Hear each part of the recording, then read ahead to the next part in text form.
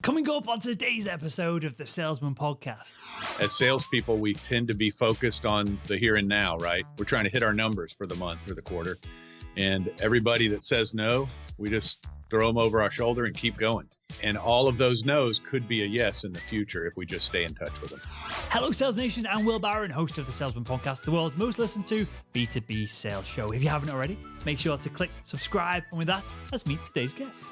Hi, I'm Klein. I'm the CEO of Sales Nexus, and we help sales teams cast a wider net and catch more fish and bigger fish with our automated CRM and marketing automation. And my passion is helping businesses grow, and salespeople are the engine of business growth. So I love working with salespeople. On this episode of Craig, we're diving into how you can leverage all the no's, all the people that say essentially no right now, and how you can use lead nurturing to turn them into yeses over the medium and long term. This is incredibly important. This is incredibly powerful, and it's actually not very complex, and it's relatively easy to implement. So let's jump into the conversation.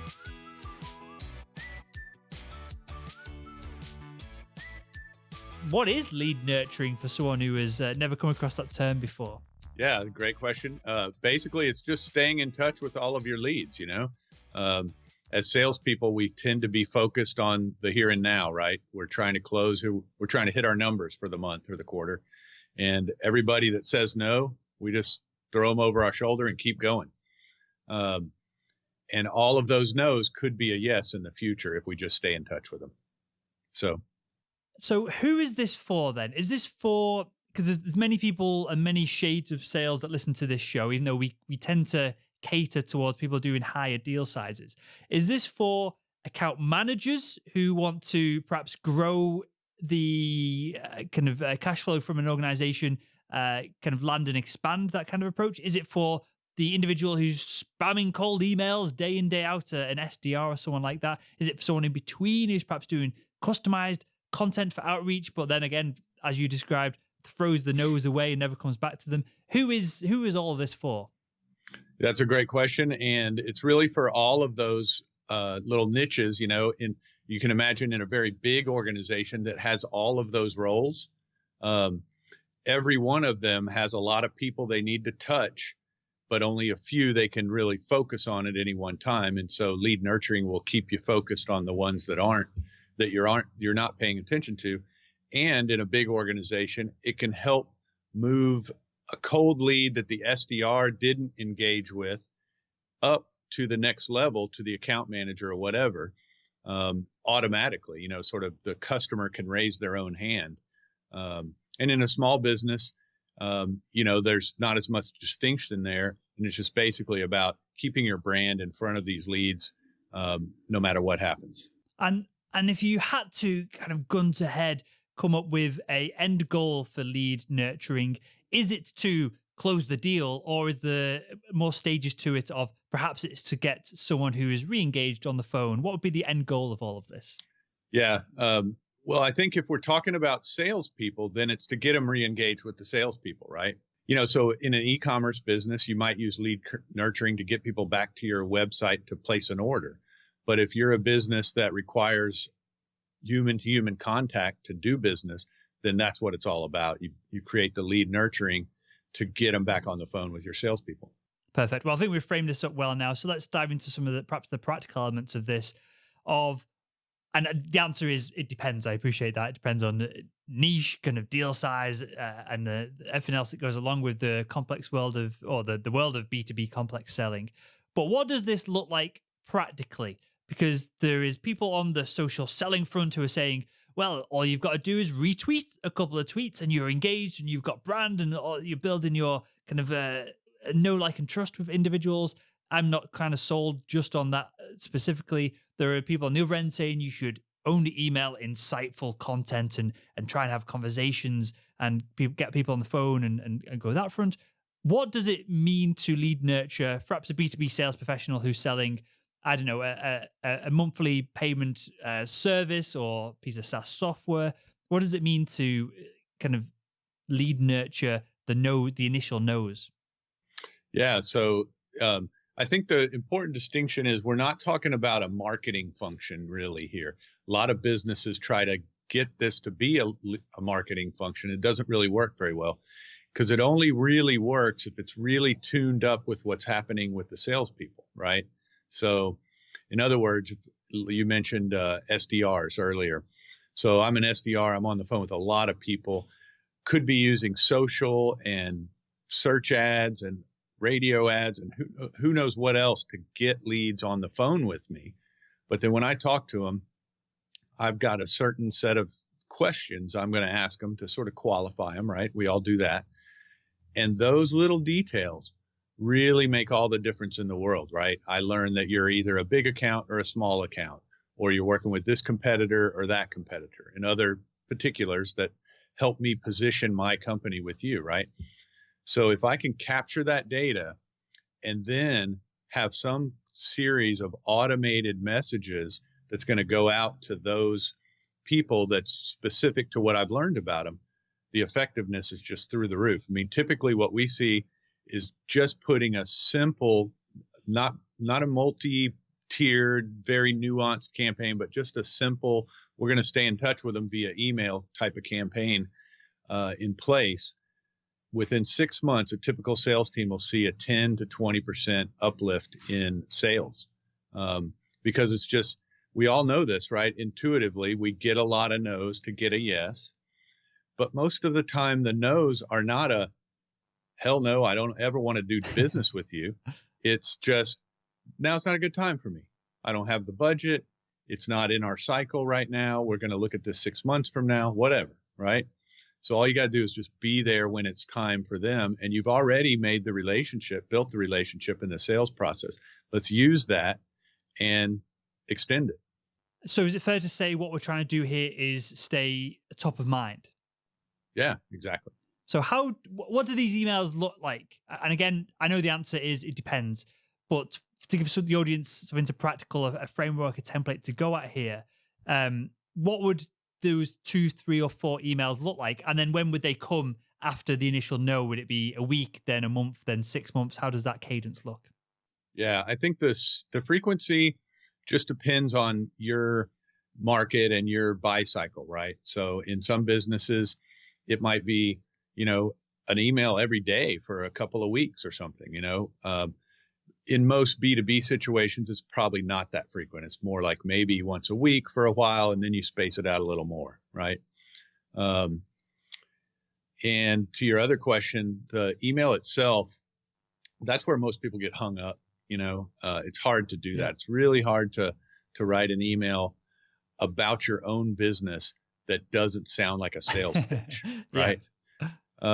And so that's why we've just released what we call our 4 steps to market domination. And it's just a really simple guide to help people figure out what they need to say in these emails and how to craft their first 2 or 3 emails, real simple. But it really comes down to, we've all in sales, we learn about understanding the customer's pain, right? So if you think about that, if you know the 3 or 4 pains that your customers typically have that you can fix, then that's what the email should be about.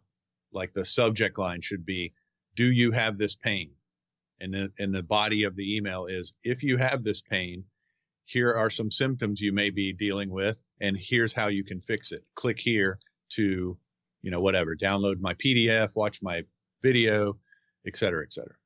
And is this content that a B2B sales professional should be creating themselves? Because it seems like it could be, and it would add perhaps a personal touch. Or are we strictly talking about corporate content that perhaps marketing put together for? Because we're using the word campaign here. Is it something that marketing? Is it something that marketing would put together for us? No, that's a great question, and I think it's absolutely should not be handed off to the marketing department, because they're going to screw it up royally. They're going to put their marketing spin on it, and it's really almost best if it's not well designed. It just looks like a text email that the salesperson sat down and wrote. Makes it more personal. And because what would go with, because I was hoping you were going to say that, Craig. Well, I had no doubt you were going to say it. That we're trying to build. Is there anything else we're trying to build over the know, like, and trust with anything like this, with any project like this? Because I feel like if that's the case, all we're trying to do is build, and obviously it's a big ask to do, but if all we're trying to do is build know, like, and trust, I think we overcomplicate some of this, don't we? Yeah. Yeah. It doesn't have to be complicated. Like we hear it regularly in our business because, of course, we do this a lot, right? And very often people will call, 6 months, 12 months, 2 years after they originally engaged with us. And they'll say, hey, I looked at your system before and we weren't quite ready or whatever, but you guys have done a great job of staying in touch with me. And that's the main reason they call us back. It's just the effort of staying in touch. For That sure. simple. Yeah, so I'm doing a deal at the moment. I won't say who it is in case it doesn't come off, but the audience will, the brands that we regularly work with. And I've not worked with this brand for just over 12 months now, and there's been a change of personnel, and we're kind of tying everything together, and it's looking really positive of what we're going to be putting together. And I got a similar comment of what you described then of, we wouldn't really look anywhere else for the content that you guys create and for partners in this kind of space, because you put one, which may or may not be appropriate for a lot of sales professionals. They said you put out that much content that we see it in our feeds, that our salespeople in our organization are listening to your show and consuming the content that gets shared around internally, that you're top of mind regardless. So I was like, well, that's a nice thing to say. But then the other thing they said was, and every quarter you check in with an email, and my templated email for this that is somewhat templated, but adds kind of a bit of nuance to the end of it is, what's your goal for the year's the first one? What's your goal for the quarter are the follow-up emails? And it's a genuine question. It's not what's your goal that I can sneak some product or service into and take some money out your pocket. For example, one of these brands that I'm working with long-term hosts a bunch of podcasts. So I'm always sharing data from our podcast, sharing data for the analytics of, because our podcast does 10x the downloads that all of theirs do. For whatever reason, I'm always sharing the data and the analytics, and that's always my quarterly email to them. And then I always get an email back then saying, how can we help you? What can we do? They've got massive budget for spending on projects that kind of cash flow us and keep us going. And obviously we've got those insights to share. So with all that said, however, there must be a point, right, where we go, they haven't said, to use your words, hell no, we're not doing business with you, but we've not had much of a reply. And so there must be a point where, or is there a point where we go, okay, this person clearly isn't either qualified or isn't going to do business with us. We need to kind of cool this off for the time being. Is that, when does that kind of point come across, Craig? Well, I mean, if we're talking about automated email campaigns, I don't think you ever give up. You may change the nature of the messaging and you may change the frequency, right? The further out you get, or sort of the colder the lead gets, you want to be more and more just helpful content. You're not talking about your own brand so much as you're saying, hey, if you're in this industry, we have some tools that can be helpful or something like that. And you're not annoying them with messages 3 times a week or something. And of course they can always opt out, right? But as long as they don't opt out, then that means they're at least seeing those emails. They're seeing your brand name on a regular basis, and that's a good thing.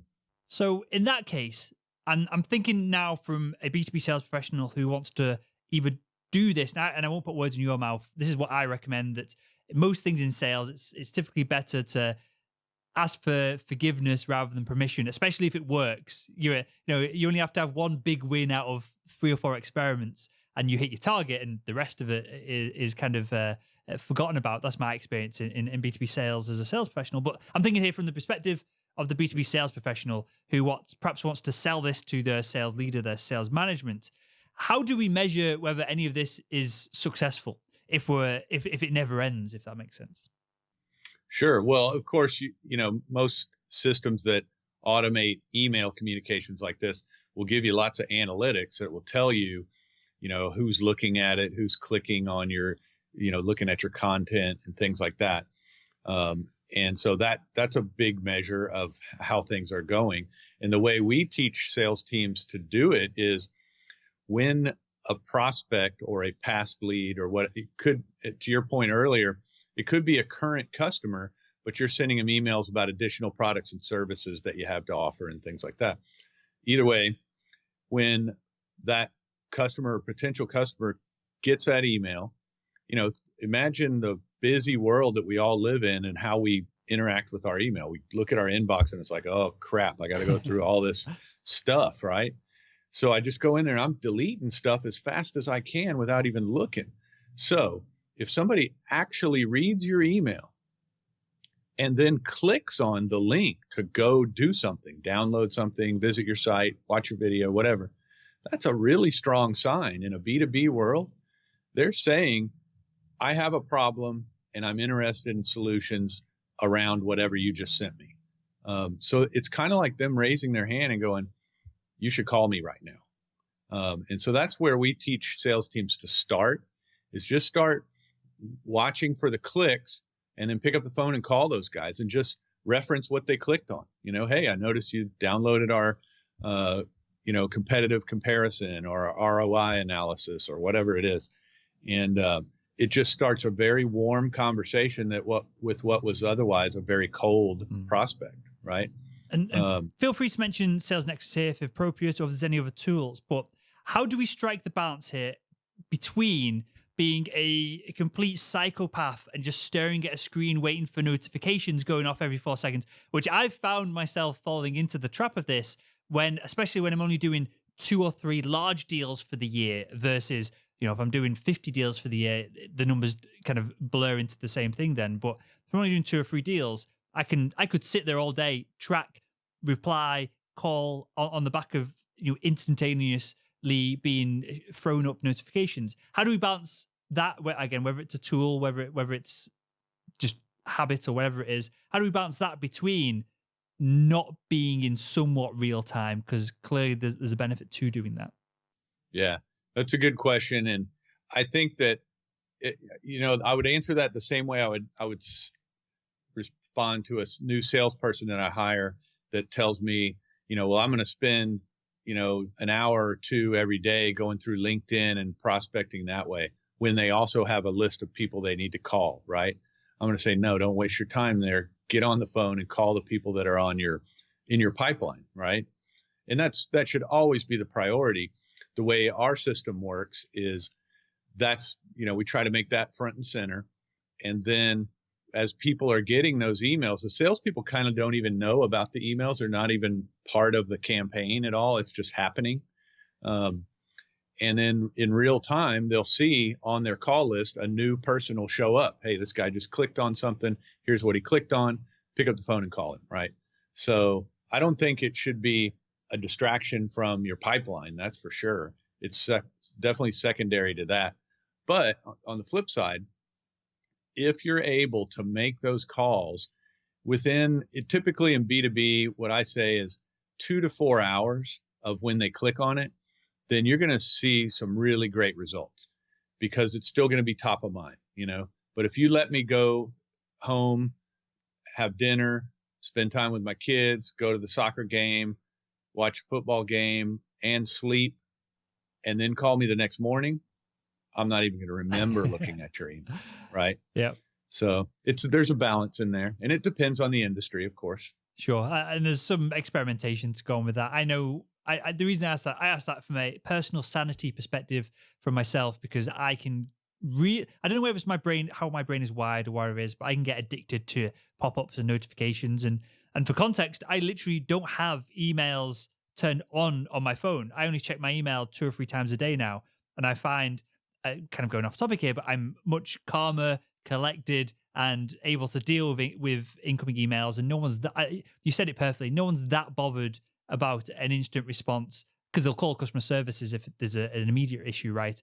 No one's that concerned about a response that perhaps a 2-hour window is a deal breaker for them. Having said that, there is data that quicker replies do kind of position brands and sellers in a more favorable light. So pick and choose and take your sanity over kind of a bigger commission checks, maybe, from my perspective on that. But so what you're saying there, Craig, is that with your system, we don't need to kind of dissect it, but essentially there's some kind of lead scoring going on, right? And it's prioritizing where we should be spending our time.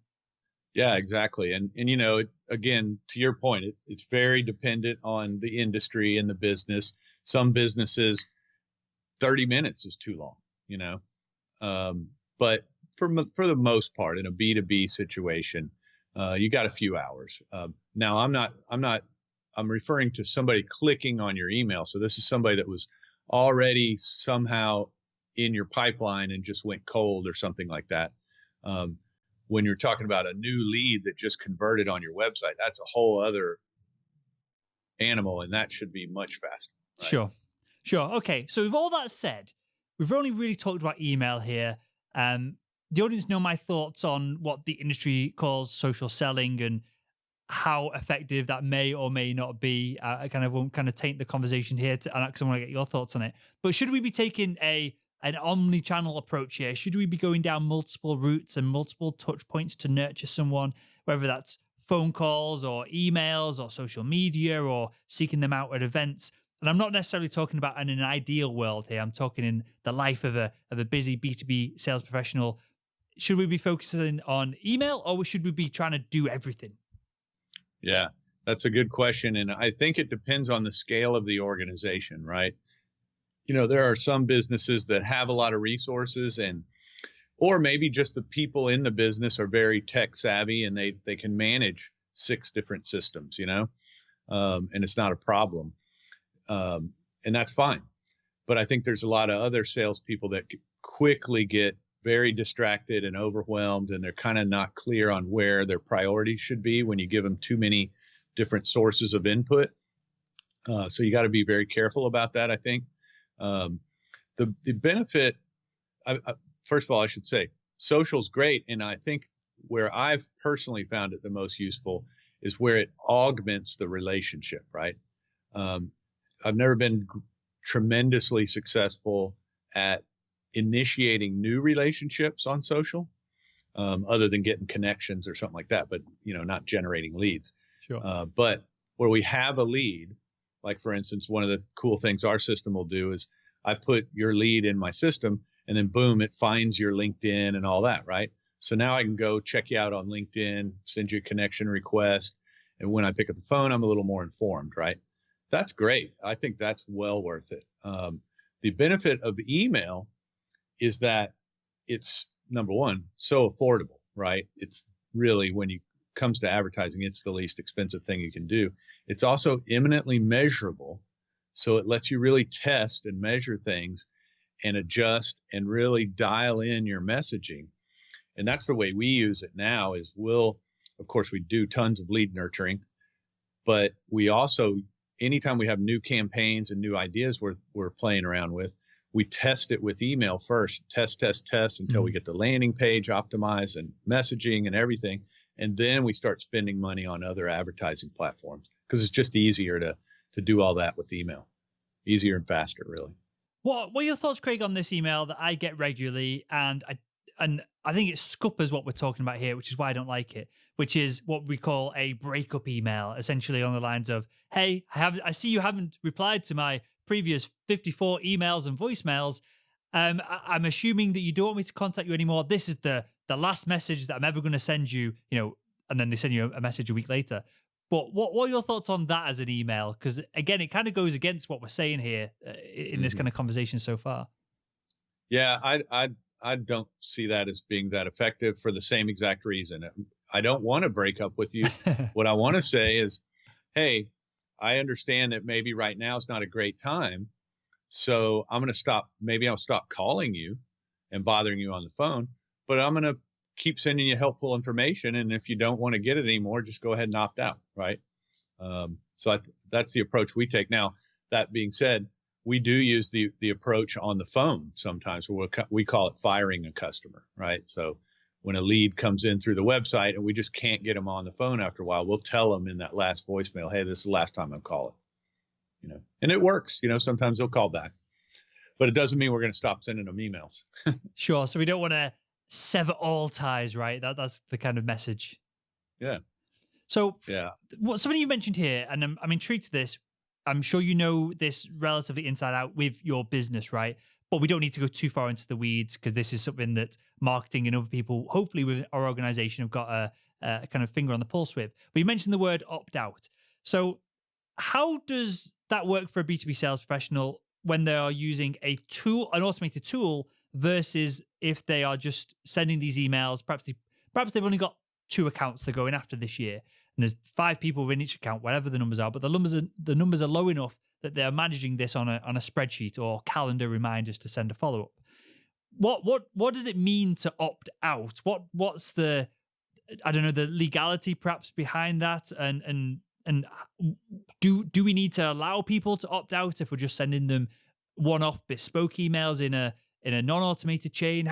What does this mean for B2B sales professionals? Because I think this is increasingly becoming something that we should be conscious of. Yeah, it's a good question, and the laws are different in different countries, right? So Canada's a little more stringent. Europe's even more stringent. I don't really understand the European laws because we just don't do a lot of business there. But in the U.S., it's pretty simple. To answer your question specifically, if you're just doing it yourself in your own email program, then there is no requirement for any kind of opt-out. Somebody could hit reply and say, "Hey, stop sending me these emails," and probably you should respect that, right? Yeah. But otherwise, the law really is pretty simple. You just have to give them an easy way to opt out or request to stop receiving the emails, and you have to clearly identify yourself. So you don't want to put a different company name in there than the one you're actually marketing in the emails. So it's pretty simple. I think from my point of view, systems like ours make it easy so the salesperson doesn't even have to think about that, right? If somebody opts out, we just stop sending the emails. The salesperson doesn't have to do anything, right? But in general, from a philosophical point of view, I think what we're trying to do here is build relationships with customers. We want to build as many relationships as we can within the industry and the niche that we're focused on. And we want those to be long-term relationships of trust, right? So if somebody says, "I don't want to get your emails anymore," the way to build a relationship of trust with that person is to stop sending the emails, right? And to not send, and also try to be cognizant of, if I'm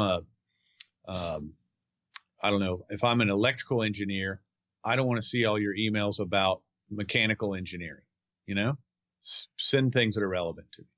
So I wanted to almost wrap up the show with this, and you took the words right out of my mouth, which is perfect.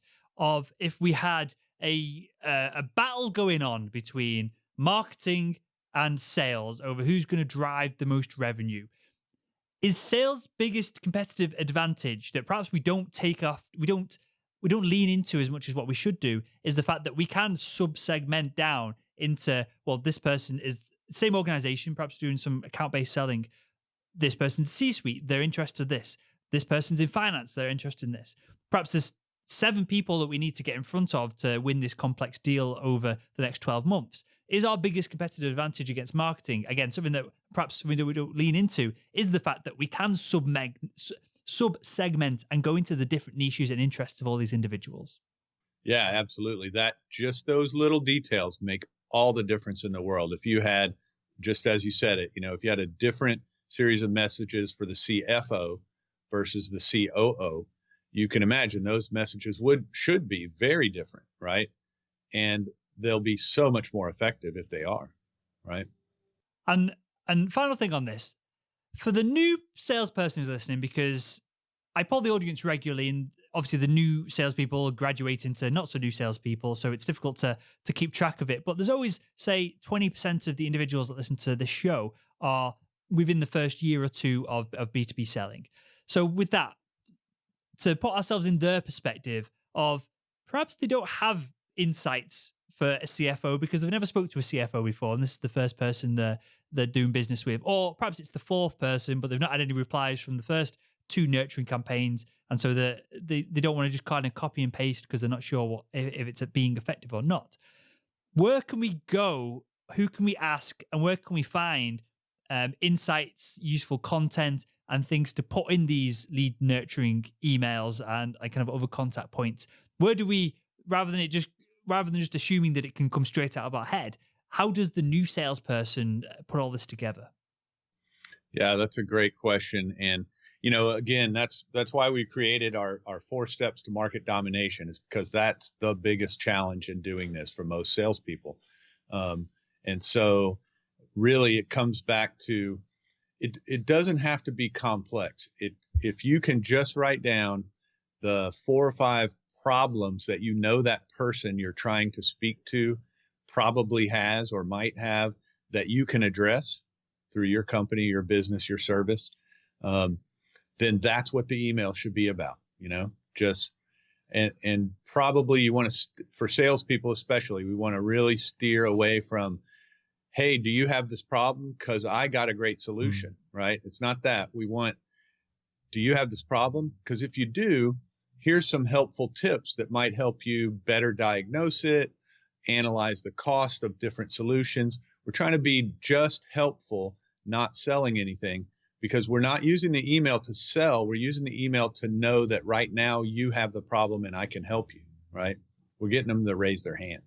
When I'm selling, I always try and frame it up. And you may, if it's a physical product, this is more difficult. But if it's software, if it's a service, this works perfectly. I always try and frame it up as, hey, do you have this problem? Yes, no, or an insightful question or some way of just getting a conversation going.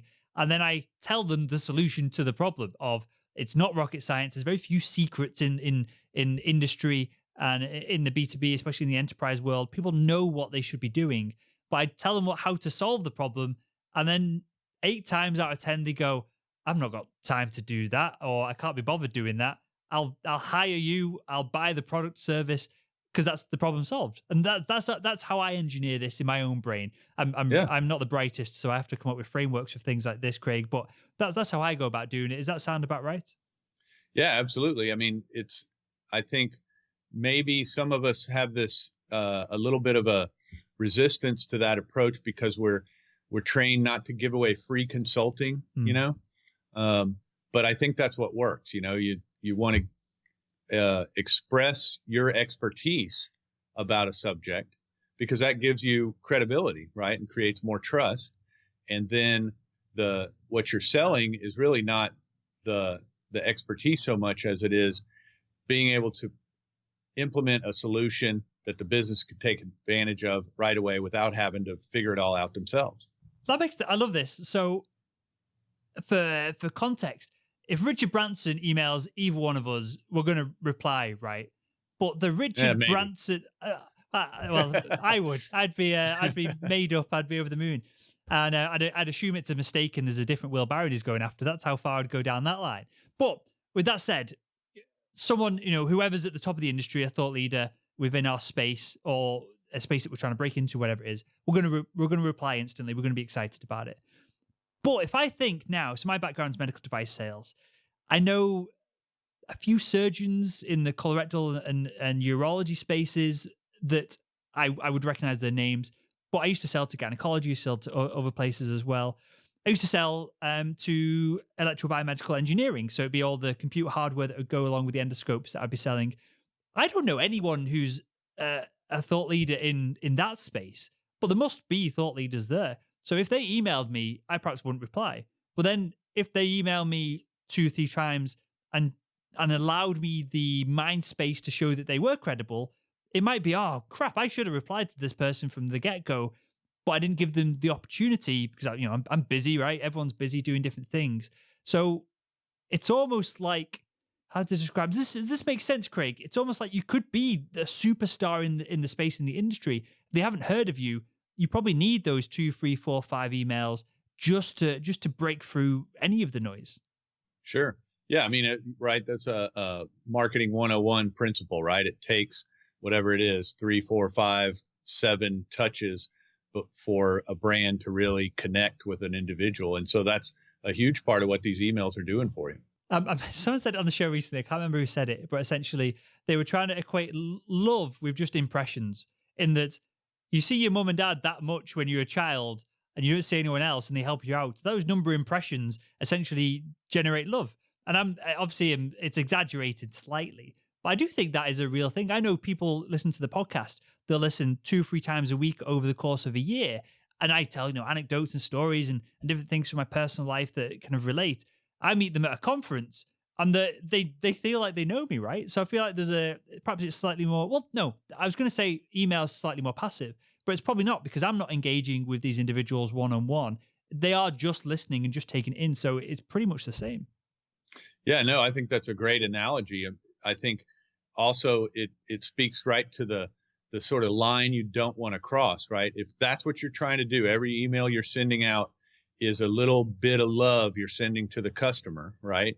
Then you don't want those emails to do anything that puts distance between you by, trying to twist their arm to do anything. You're sending them little gifts, basically. Yep. Just like your mother or your grandmother would do when you were a kid, right? They show up with a cookie. Yeah. You know. I never really thought about my grandmother trying to manipulate me for Yeah, me you to love wouldn't have a them very by good relationship biscuits. with her, right? Yeah, every If time I she go did. around, she offers me a can of Coke, which I've never accepted since I was about 7, and an apple pie, which I take every single time because I love these little apple pies that she has. Well, with that, Craig, I've got one final question to ask everyone that comes on the show, which I'll ask you in a second. But just before that, almost to wrap up this show, because I feel like this is the underlying conversation here. How much of sales success comes down to pretty much being more patient than the competition? How much of overall B2B sales success comes down to patience? Yeah, I think that's a great point. The way I would frame it is more persistence, right? You don't give up, just, a no is not really a no forever. It's just a no, not right now. Right.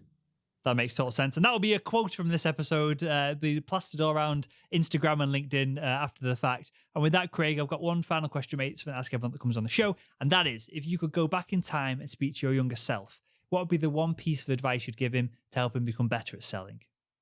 That's a great question. And I would definitely say, I would tell my younger self to learn to practice empathy.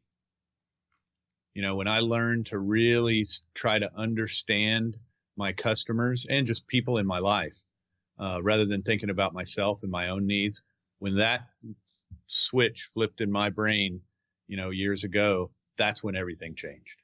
How did that flip? How did that switch flip for you? Oh man, that's a tough one. I was young and I went through some tough times, got divorced, had some other troubles, career issues, and had some conflict at work, where I wasn't getting along with people and kind of losing my cool. And really was a wake up call. I realized that while I might be good at what I do, I had to also be good at working with the people in my life. Right. And as soon as I started to think about that, it immediately started to apply to what I was doing with my customers. And it really changed everything. I also got some training, like I went to the Sandler Sales Institute and things like that. And that was great. Really kind of pushed me down that road. Good. And I appreciate the candid response. The reason I ask is that this is something that I constantly work on. I'm blaming 50% of it of just being a man, of when someone comes to me with a problem, I want to ram a solution down their throat. I want to be the hero. I want to solve all the problems. And 9 times out of 10, the individual is coming to you with a problem. This is both in business and out of it, business in my experience, because they want to share something. They want to get something off their chest. They want to tell you something. And even now I have to, whether it's my girlfriend, whether it's, my dad having a problem with his business or whatever it is, I have to force myself just to shut up for 2 minutes, 10 minutes, whatever it is, let them finish.